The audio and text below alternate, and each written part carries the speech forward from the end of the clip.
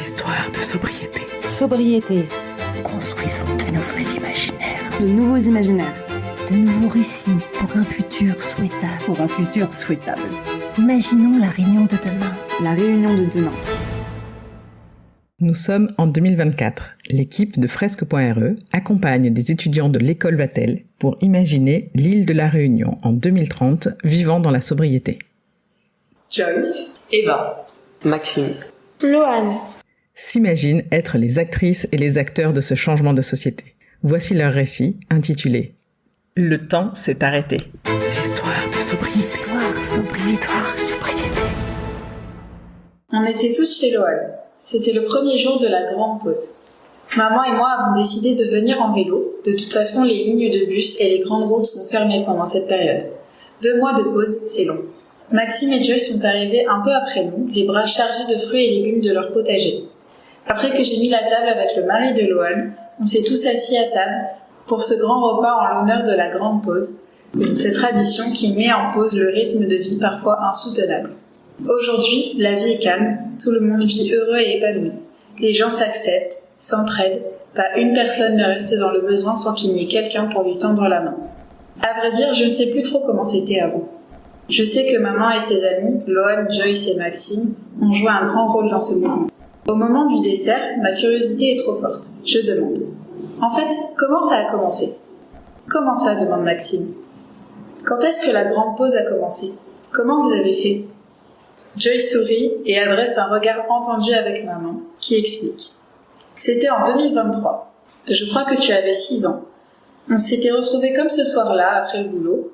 Au journal, on annonçait qu'Israël venait d'être envahi, que la Corée du Nord avait épuisé toutes ses ressources de pétrole. Bref, catastrophe sur catastrophe. On était tous crevés aussi. On bossait plus de 40 heures par semaine. On était à bout. Sérieux ? Demandai-je sidérée. C'est pour ça qu'on a choisi de faire une pause, explique Joyce. On était PDG de grandes entreprises et on se disait qu'avec notre influence, on pouvait créer un mouvement qui amènerait un rythme de vie plus sain, une slow life. Maxime ajouta. Des groupes comme Burger King et Accor ont voulu nous suivre. Les employés ont décidé de tous faire une pause de 2 mois pour retourner aux racines, à ce qui compte vraiment. Maman poursuivit. Certes, le début a été difficile, très peu d'entreprises nous suivaient, les gens jugeaient, ne comprenaient pas. Mais on ne s'est pas laissé abattre, car notre moteur était l'amitié que nous nous portions les uns aux autres, ainsi que notre soif d'un monde solidaire, tolérant et tout simplement meilleur pour toi et tous les enfants. Eva embrasse Maëlie. Alors oui, l'idée c'est une pause pour certes se reposer et stopper les machines de production, ce qui a un effet environnemental très positif, mais derrière, l'humain et les relations sont le plus important et au cœur de notre projet. C'est pour cela que pendant cet arrêt, les gens profitaient encore plus de leurs proches et qu'on a mis des ateliers en place. Joyce commença à donner des cours de chant sur la place centrale. On organisa des campagnes de dons du sang, de soins et des cours de réanimation encadrés par Loane avec son passé de médecin. Du coup, Maxime commença d'enseigner à qui le voulait bien la culture chinoise et était gérant d'un club de danse du lion. Et moi, j'ai lancé un atelier longtemps avec du tressage de Vakwa, Sega, retour vers l'essentiel. Tout cela permis de contrebalancer le fait que pas tout le monde ne participait et voyait cela comme une perte de rendement et de temps. Et pourquoi maman ? Maxime répondit, car ma chère filleule, très peu d'entreprises nous suivaient au début. Mais qu'est-ce qui s'est passé en 2027 ?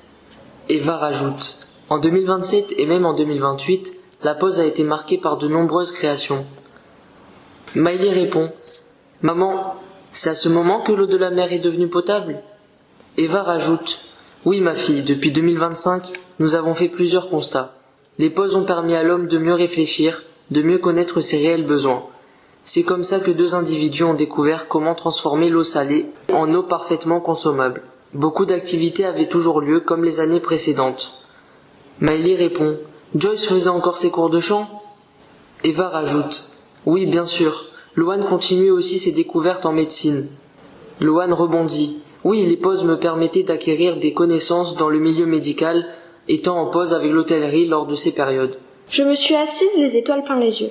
Donc c'est grâce à tous ces efforts que tu vis dans un monde paisible et utopique maintenant. Maëlie me demande, c'est quoi qui a changé ? Je lui dis, pour commencer, le rythme de vie est bien meilleur. Tu peux remarquer que les personnes sont beaucoup plus heureuses et plus saines d'esprit. Il n'y a aucun manque de respect vis-à-vis des autres. Je regarde tous mes compagnons avec un sourire tendre.